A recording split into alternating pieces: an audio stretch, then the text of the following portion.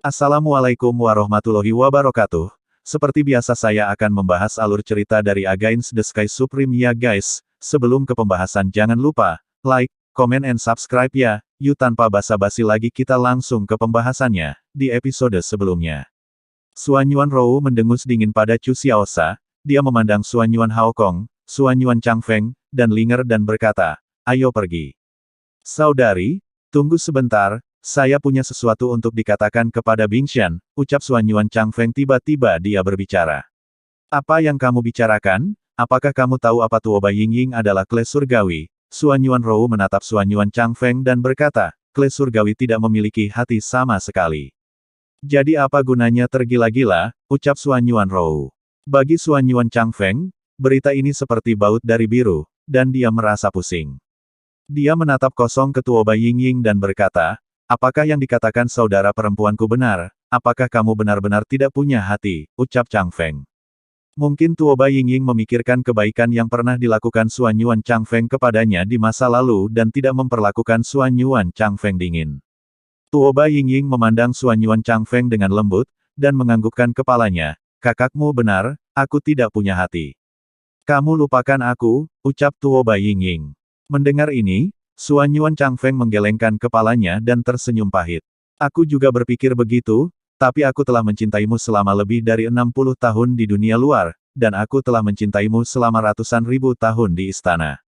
Saya bertanya kepada Anda, apakah tidak ada yang pernah memiliki cinta antara seorang pria dan seorang wanita dari kles surgawi Anda? Saya akan pergi, Bingshan, saya harap Anda menjawab saya dengan jujur, ucap Changfeng. Melihat mata tulus Xuanyuan Changfeng, Tuoba Yingying akhirnya mengangguk, meskipun klub surgawi kita tidak memiliki hati, kita memiliki emosi dan keinginan, dan telah ada cinta di antara anggota klub surgawi. Namun, itu tidak pernah terjadi pada manusia, saya tahu kamu baik padaku Changfeng. Tapi kita benar-benar tidak cocok, ucap Tuoba Yingying. Xuanyuan Changfeng menatap Tuoba Yingying dan berkata dengan penuh harap, kita sudah bersama begitu lama, apakah kamu punya perasaan untukku, bagaimana? Orang bisa kejam jika mereka bukan tanaman dan pohon, ucap Changfeng. Tuoba Yingying mengingat dalam benaknya bahwa Xuanyuan Changfeng memanggilnya Bingshan lagi, dan dia menemukan bahwa dia tidak begitu membencinya. Berpikir bahwa Xuanyuan Changfeng akan pergi, mata indah Tuoba Yingying menunjukkan sedikit kesedihan, dan dia tetap diam. Kesedihan di matanya jelas ditangkap oleh Xuanyuan Changfeng. Xuanyuan Changfeng berkata dengan hati-hati, kamu tidak tahan denganku, ucap Changfeng. Aku, Tuoba Yingying menggelengkan kepalanya sedikit, aku tidak tahu, ucap Tuoba Yingying. Kalimat, saya tidak tahu, membuat Xuanyuan Changfeng merasa bahwa tidak peduli berapa tahun menunggu, itu sepadan. Setidaknya dia tidak dengan tegas dan kejam memveto perasaannya sendiri seperti sebelumnya. Aku mengerti, Xuanyuan Changfeng menghela nafas lega dan berkata dengan tegas, ingat, Bingshan, dimanapun aku berada, aku akan selalu merindukanmu. Dimanapun aku berada, aku akan sangat mencintaimu, L. Tidak peduli keluhan macam apa yang ada antara kamu dan saudara perempuanku. Aku hanya tahu bahwa aku akan menunggumu seumur hidupku, dan aku akan menunggu. Bahkan jika aku menunggu sampai akhir dunia, aku akan melakukannya, karena aku sangat mencintaimu. Ingat, Bingshan, jika kamu tidak menikah, aku tidak akan pernah menikah dalam hidup ini, ucap Changfeng.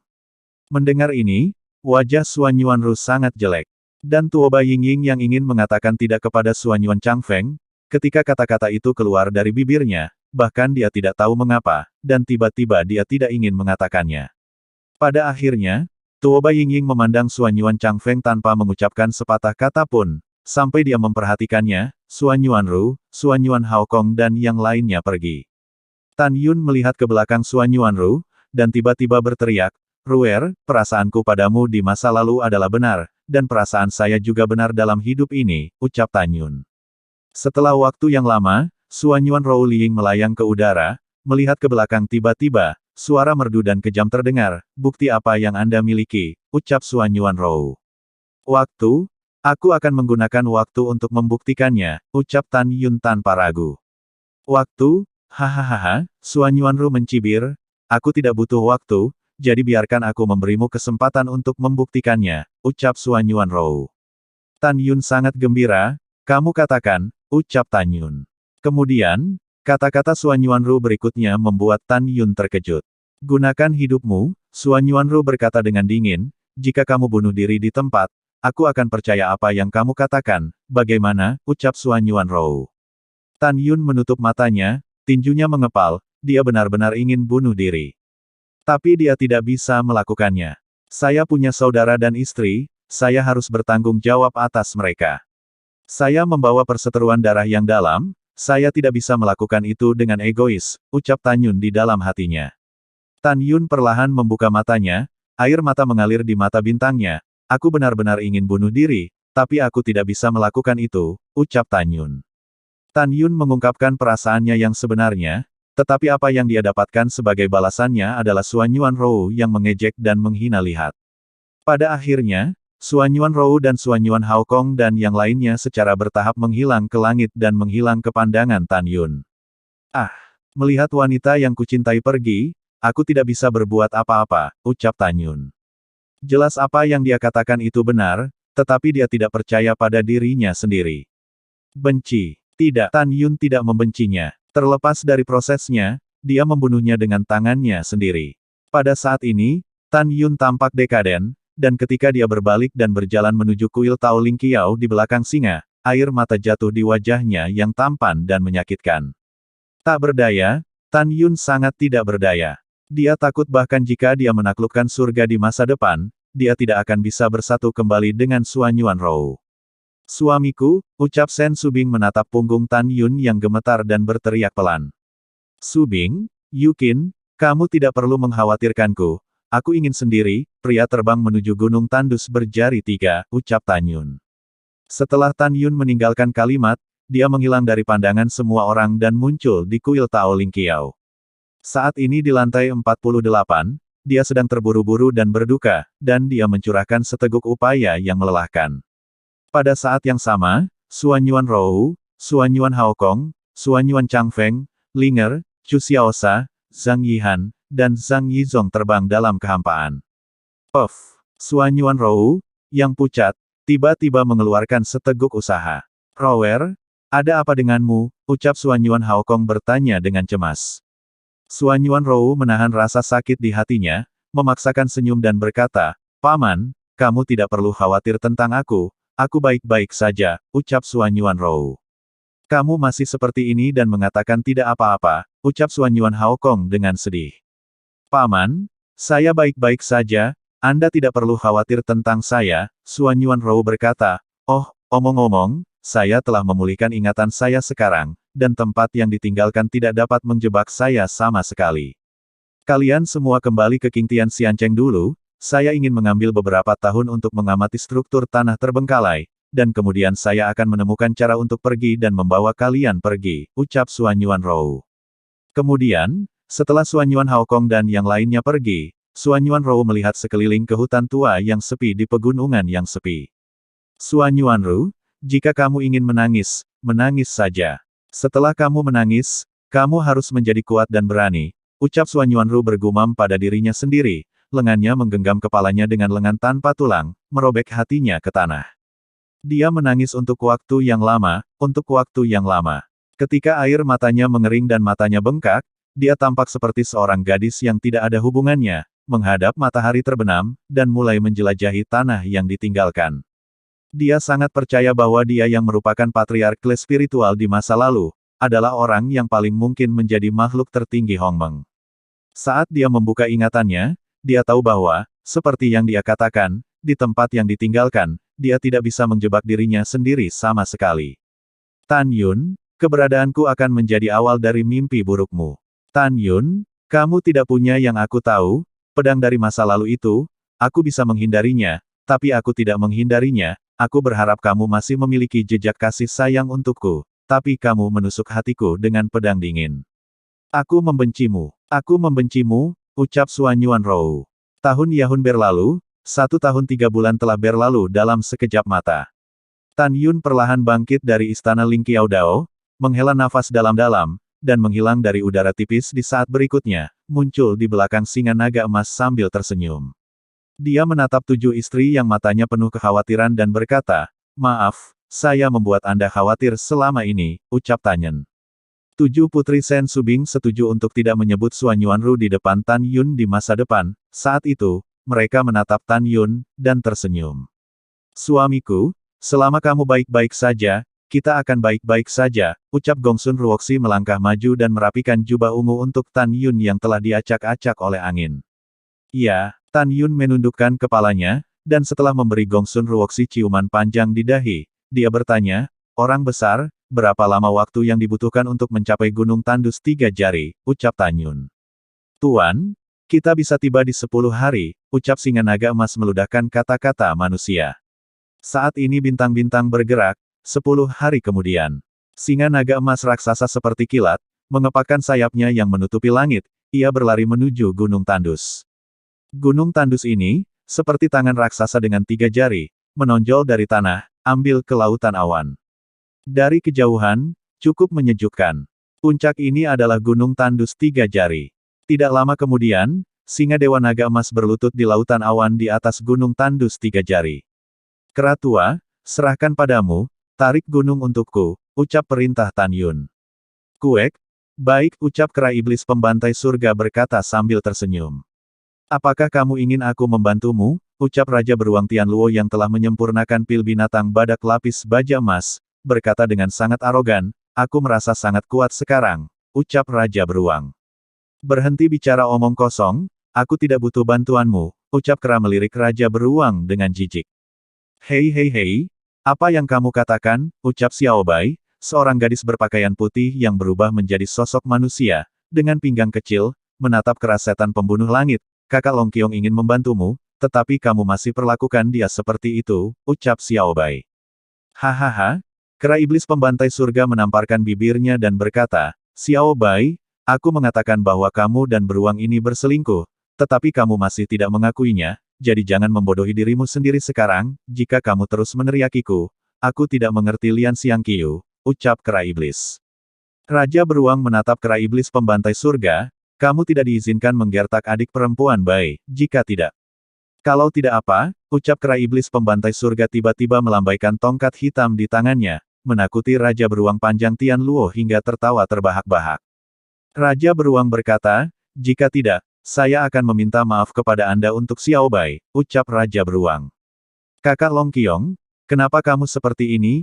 Jangan takut, ada aku, ucap Xiao Bai cemberut dan berkata dengan tidak puas. Oke, jangan membuat masalah, Tan Yun berkata, kera tua, mulai bekerja, ucap Tan Yun.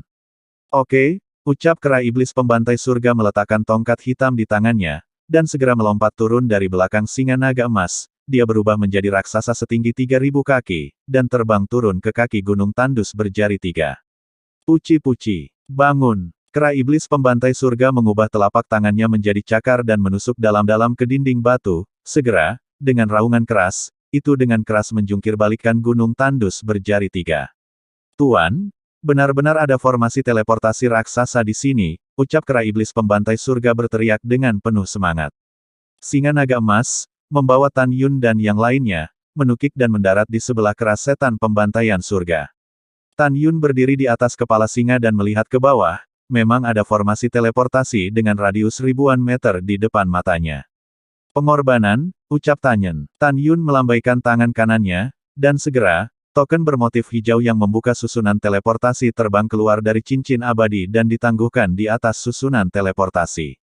Saat cahaya cian bersinar pada susunan teleportasi, tirai cahaya terang naik ke langit dalam susunan teleportasi. Tan Yun tidak segera memasuki susunan teleportasi, tetapi melihat ke kejauhan dengan kekhawatiran di matanya. Sen Subing sepertinya memahami apa yang dipikirkan Tan Yun, dia berkata dengan lembut, suamiku, ayo masuk, kamu tidak perlu khawatir tentang Suan Yuanru. Dia telah memulihkan ingatannya, dan tanah terbengkalai tidak dapat menjebaknya, ucap Sen Subing. Baiklah, Tan Yun menghela nafas, memandang semua orang dan berkata, semuanya, mari kita biarkan komandan itu pergi dulu, dan kemudian kita akan mengikuti. Untuk menyembunyikan mata dan telinga orang, semua orang untuk sementara memasuki kuil Tao Ling Qiao, aku akan membawa ke Tongtian Xiancheng, lalu pergi ke kota abadi Tongtian, setelah aman, aku akan membiarkan semua orang keluar, ucap Tan Yun. Kemudian, semua orang memasuki aula Ling Qiao Dao. Setelah Tan Yun membiarkan jiwa kaisar dan 9 roh kaisar dari lantai 48 keluar, dia menggunakan mata surgawi Hongmeng-nya dan berkata tanpa ragu, setelah Anda kembali ke rumah abadi 9 surga, beritahu kaisar abadi 9 surga bahwa tanah terlantar telah dihancurkan oleh Anda. Dan dalam proses menghancurkan tanah terbengkalai, Anda terpengaruh. Setelah melakukan ini, kamu akan terbang menjadi abu dan musnah sendiri. Apakah kamu mendengarnya dengan jelas, ucap Tan Yun. Jiwa kaisar dan roh kaisar tampak membosankan dan berkata, aku mendengarkan dengan jelas, ucap jiwa kaisar itu. Masuk, ucap perintah Tan Yun. Iya, jiwa kaisar dan janin kaisar, yang bertanggung jawab atas utusan itu, terbang ke dalam susunan teleportasi untuk sesaat dan menghilang. 3 hari kemudian, Tan Yun terbang ke susunan teleportasi, dan kemudian menghilang dari udara tipis. Tahun-tahun berlalu, 8 setelah hari ke-27 bulan itu, komandan melewati barisan teleportasi, tiba di kota abadi Tongtian, dan kemudian pergi. 3 hari kemudian, Tan Yun yang telah melakukan perjalanan di terowongan ruang waktu selama 8 bulan, tiba-tiba merasa pusing di benaknya. Dia membuka matanya, tetapi melihat dirinya muncul di istana ruang waktu yang tingginya beberapa ribu meter. Melihat istana ruang waktu yang dikenalnya, mata Tan Yun memancarkan niat pembunuhan yang dingin. Karena dia memikirkan saat ketika dia melonjak. Pada masa Hongmeng 9 surga alam abadi, jenderal abadi yang ditemui Wan Baoshan.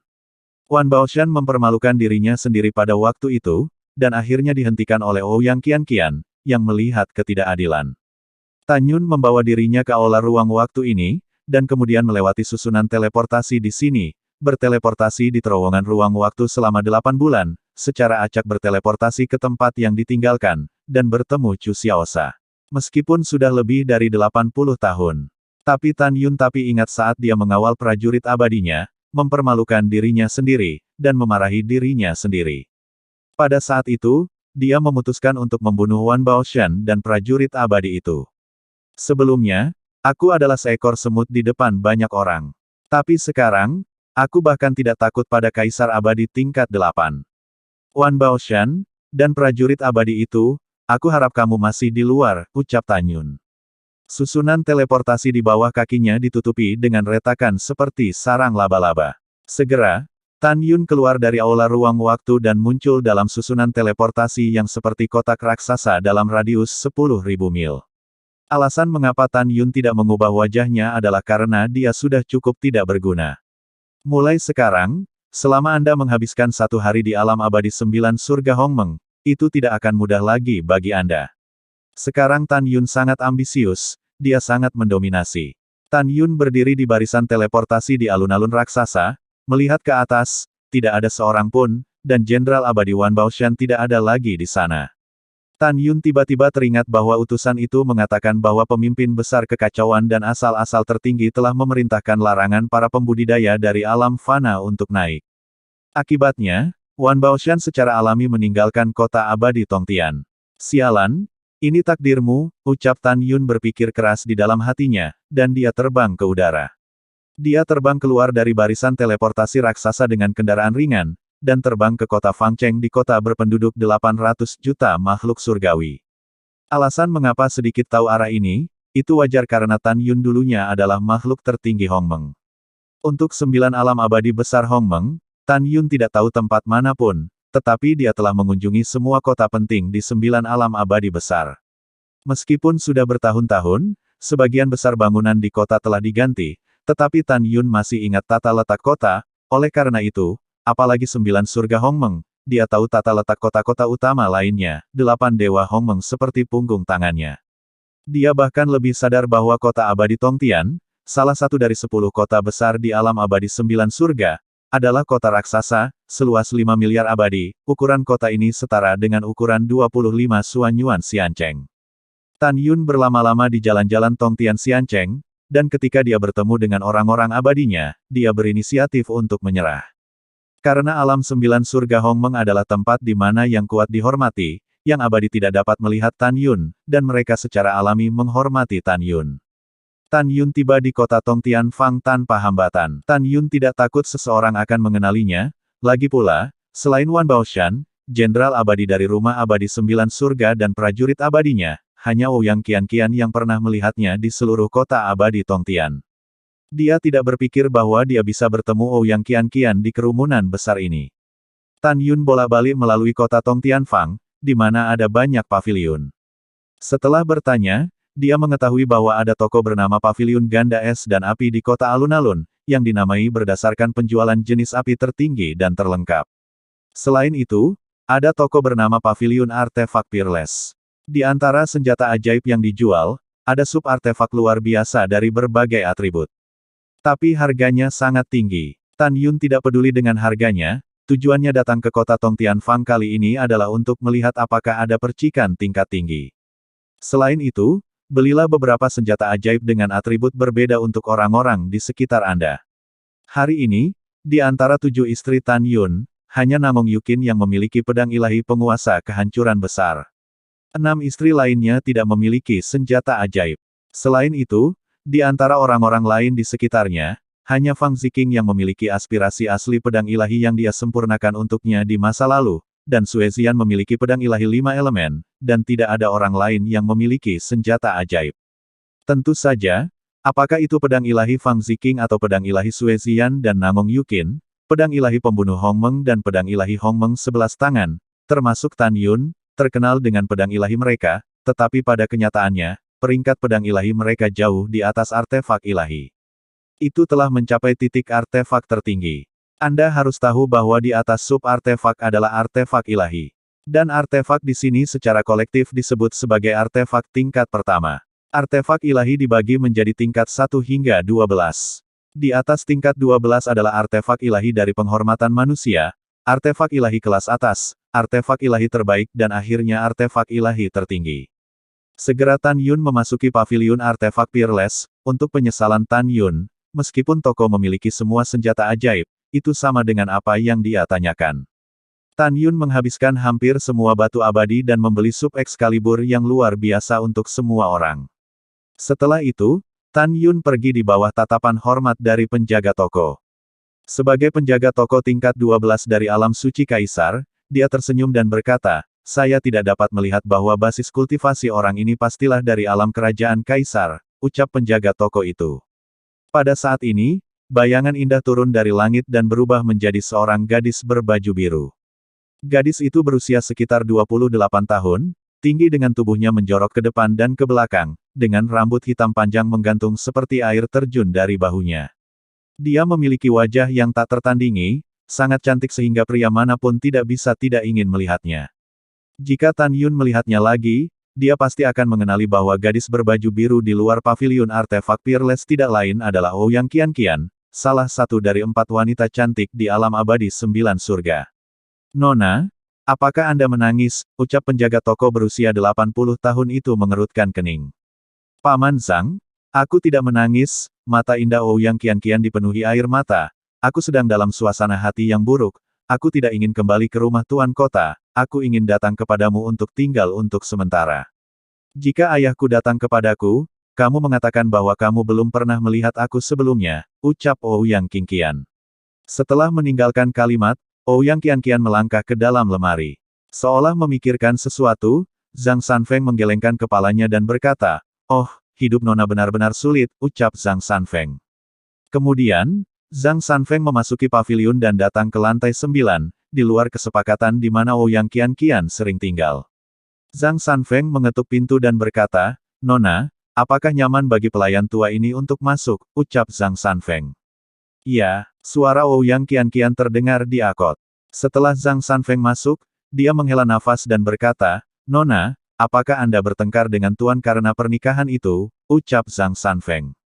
Mendengar kata pernikahan, Ouyang Qian mengerutkan bibir merahnya, air mata berdeguk, dan tidak mengatakan apa-apa. "Nona, budak tua ini memiliki sesuatu untuk dikatakan, saya tidak tahu apakah saya harus mengatakannya atau tidak," ucap Zhang Sanfeng menghela nafas. "Paman Zhang, dari kecil hingga dewasa, hanya kamu yang memperlakukanku dengan baik, aku bahkan ragu apakah aku dilahirkan dari ayahku, bagaimana dia bisa melakukan ini," ucap Ouyang Qianqian. Semakin banyak Ouyang Qianqian berkata, semakin sedih. "Nona," Zhang Sanfeng menghela nafas, "Nona, Anda tahu bahwa hari ini berbeda dari masa lalu. Di masa lalu, Kaisar Abadi Sembilan Surga memiliki 9 putra, dan yang paling berharga adalah Tuan Muda ke-9 Fang Rulong. Tapi, pikirkanlah, 8 kakak laki-laki Fang Rulong semuanya mati secara tidak dapat dijelaskan satu demi satu, dan pada akhirnya semua kakak laki-laki meninggal, dan dia menjadi Tuan Muda. Nona, Fang Rulong tidak mudah, jelas dia yang sudah lama ingin menjadi Kaisar Abadi Sembilan Surga, bahkan dia ke-8 bersaudara pun tidak luput. Dulu, sebelum Kaisar Abadi Sembilan Surga menjadi dewa, dia masih takut pada tuannya, alasan mengapa tuannya setuju juga merupakan tindakan yang bijaksana.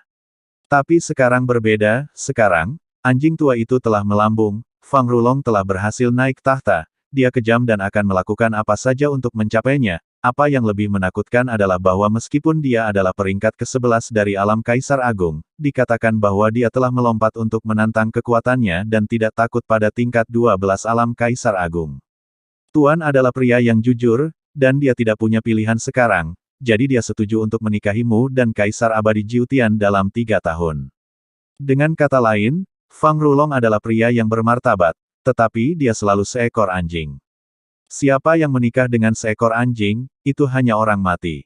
Ini benar-benar kejam. Tujuan sebenarnya dari masalah ini, Tuan juga menyebutkan kepada budak tua ini, adalah untuk menghalangi Tuan dengan masalah ini. Jika Tuan tidak setuju dengan pernikahan antara kamu dan Kaisar Sembilan Surga Abadi, kota Abadi Tongtian akan sama dengan tanah yang ditinggalkan, ucap Zhang Sanfeng.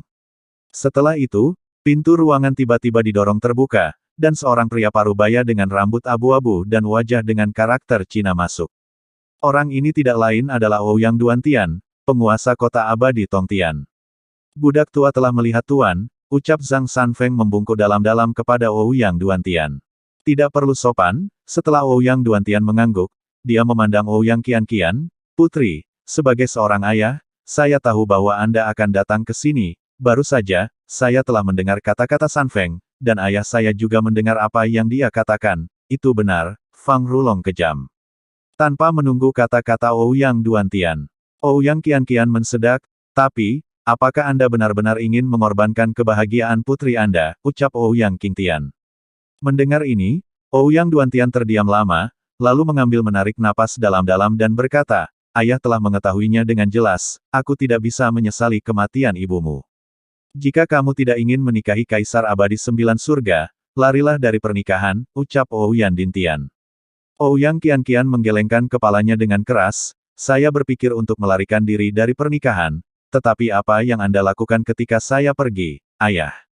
Bagaimana dengan kota Abadi Tongtian? Bagaimana, jika Kaisar Abadi Surgawi ke-19 benar-benar melakukan sesuatu untuk Anda dan kota Abadi Tongtian? Ucap Ouyang Qianqian.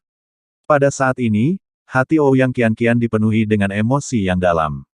Dia tidak tahu sampai sekarang bahwa dia telah salah paham tentang ayahnya. Mata Ouyang Duantian menunjukkan rasa dingin yang dalam, jangan khawatir, kamu bisa menyerahkan sisanya kepada ayahmu.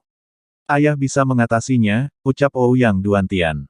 Ouyang Qianqian menggelengkan kepalanya dan berkata dengan ekspresi panik, tidak, itu terlalu berbahaya, aku tidak bisa melarikan diri, ucap Ouyang Qianqian. Ouyang Duantian memegang tangan Ouyang Qianqian dan memberinya senyum meyakinkan, putri konyol, bahkan jika kamu mundur 10.000 langkah, bahkan jika kamu tidak bisa menanganinya, kamu berpikir bahwa Immortal Kaisar Jiutian, dia benar-benar berani bertindak pada ayah. Jangan lupa, ayah adalah kekuatan besar dari peringkat ke-12 dari alam Kaisar Agun, dan walaupun dia sudah berdiri di atas kekuatan alam abadi 9 surga Hongmeng. Dan Fang Rulong memiliki kemampuan untuk melompati tantangan, ini tidak buruk, tapi dia belum tentu menjadi lawan ayah. Dan juga, di alam abadi 9 surga Hongmeng yang luas, hanya ada 10 kota-kota besar secara total, dan seorang ayah juga memiliki kekuatannya sendiri. Selain itu, kakekmu sedini 100.000 tahun yang lalu. Sebelum itu, dia telah menjadi dewa, dan jika Kaisar Abadi 9 Surga benar-benar ingin bertindak pada ayah, dia harus menimbang dirinya sendiri, ucap Ouyang Dintian. Mendengar ini, Ouyang Qianqian berkata, tapi, Ouyang Duantian tersenyum dan berkata, anak perempuan, tinggalkan kota Abadi Tongtian. Alam Abadi 9 Surga sangat luas, jika Kaisar 9 Surga ingin menangkapmu, itu akan sama sulitnya dengan pergi ke langit. Selain itu, putriku yang berharga sekarang berada di peringkat ke-12 Kaisar Abadi, jika kamu pergi sendiri, aku dapat yakin sebagai seorang ayah. Akan damai di masa depan, kamu dapat kembali untuk melihat ayahmu, ucap Ouyang Duantian. Mendengar ini, Ouyang Qianqian berkata dengan air mata, terima kasih, ayah, putri benar-benar pergi. Tidak tahu kapan kita akan bertemu hari ini, kamu harus berhati-hati, ucap Ouyang Qianqian. Iya putri, kamu juga harus menjaga dirimu sendiri, Ouyang Duantian mendesak, kamu tumbuh dengan hati yang murni. Kamu memiliki kekuatan, tetapi kamu memiliki sedikit pengalaman. Dan kamu tidak bisa menunjukkan wajah aslimu. Ada topeng di sini. Butuh 10.000 tahun untuk menyempurnakan ayah dalam senjata ajaib ruang dan waktu. Jika kamu memakainya, tidak ada yang akan tahu itu kamu, ucap Ouyang Duantian. Setelah berbicara, Ouyang Duantian dengan flip tangan kanannya, topeng wanita setipis sayap jangkrik muncul di tangannya. Begitu Ouyang Duantian memikirkannya, topeng kulit manusia terbang ke udara dan berubah menjadi seberkas cahaya yang tercetak di wajah Ouyang Qianqian. Tiba-tiba, penampilan Ouyang Qianqian berubah, menjadi wajah gadis lain, meskipun topengnya luar biasa, itu tidak bisa dibandingkan dengan penampilan aslinya. Putri, mulai sekarang, kamu akan dipanggil Xian-Xian. Kamu yatim piatu, kamu tidak memiliki nama keluarga, hanya nama depanmu, apakah kamu mengingatnya, ucap Ouyang Duantian. Putri mengingatnya, Ouyang Qianqian menangis, putri akan dipanggil Xian-Xian mulai sekarang, ayah, putri pergi, aku akan kembali untuk menemuimu di masa depan, ucap Ouyang Qianqian. Dalam jangka pendek, kamu tidak boleh kembali, Ouyang Duantian mendesak Wan menginstruksikan. Kaisar 9 surga adalah anjing perampas jiwa, ia dapat mencium bau badan Anda, oleh karena itu, Anda harus ingat bahwa kemana Kaisar abadi 9 surga pergi, Anda harus mundur, ucap Duantian. Baik, putri menuliskannya, ucap Ouyang Qianqian mengangguk, berbalik dan melangkah keluar dari kesepakatan. Ketika Ouyang Qianqian melangkah keluar dari toko, lalu Zhang Sanfeng tiba-tiba memikirkan sesuatu, dan menghilang juga dari udara di Akot, dan segera muncul di jalan, dan berkata kepada Ouyang Qianqian di depannya, Nona, atribut waktu dan ruang pemurnianmu memiliki sifat yang sama, pedang sub ilahi dibeli beberapa saat yang lalu. Tapi orang itu, sebelum pergi, mengatakan bahwa pedang sub ilahi yang kamu buat cacat, ucap Zhang Sanfeng. Lalu setelah itu, bagaimanakah kelanjutan ceritanya? Next di episode berikutnya ya, wassalamualaikum warahmatullahi wabarakatuh.